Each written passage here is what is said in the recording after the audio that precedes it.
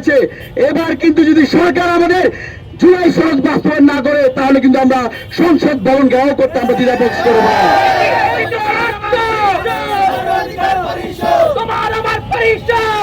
আমাদের বক্তব্য স্পষ্ট,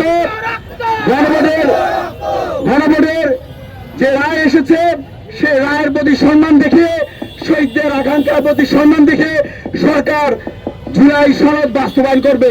পাশাপাশি আরেকটি কথা বললেই নয়, আমরা এমন একটা বাংলাদেশ চেয়েছি যেখানে দৈত্য দল হবে না, পারিবারিক তন্ত্র কায়েম করবে না। কিন্তু বাংলাদেশের একটি ঐতিহাসিক বিষয়, আমাদের আবেগের জায়গা সেই ক্রিকেট বোর্ডকে তারা পারিবারিক ক্রিকেট বোর্ডে রূপান্তরিত করেছে। শেখ হাসিনা যেমন ক্রিকেট বোর্ডকে ধ্বংস করেছে, অন্তর্বর্তীকালী সরকার সাবেক উপদেষ্টা আসিফ বাবু তার নিজস্ব দলীয় লোককে প্রত্যেকটা জেলায় কমিটি দিয়েছে। তারই ধারাবাহিকতায় বিএনপি ও তার নেতাদেরকে সেই বিসিবিতে দায়িত্ব দেওয়া হয়েছে।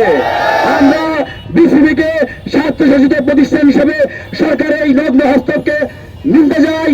একই সাথে আজকের এই সমাবেশ থেকে ছাত্র অধিকার পরিষদ স্পষ্টভাবে বার্তা দিচ্ছে, অনতি বিলম্বে সুপ্রিম কোর্টের আলাদা যে সচিবালয় করার প্রস্তাবনা দেওয়া হয়েছে সেই প্রস্তাবনা মেনে নিতে হবে। মানবাধিকার কমিশনের যে অধ্যাদেশ বাতিল করার প্রস্তাবনা পাশ হয়েছে সেটাই সংসদে আবার পুনরুত্থাপন করতে হবে। সংবিধান সংস্কার অবশ্যই করতে হবে। ধন্যবাদ জানাই সাংবাদিক বন্ধুদেরকে।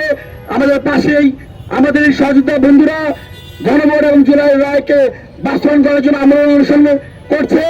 সেই অনুসারে আমরা ছাত্র অধিকার পরিষদের পক্ষ থেকে সংহতি প্রকাশ করছি। যতদিন না পর্যন্ত জুলাই গণভোট বাস্তবায়ন হবে ততদিন পর্যন্ত ছাত্র অধিকার পরিষদ রাজপথে থাকবে। ধন্যবাদ সবাইকে।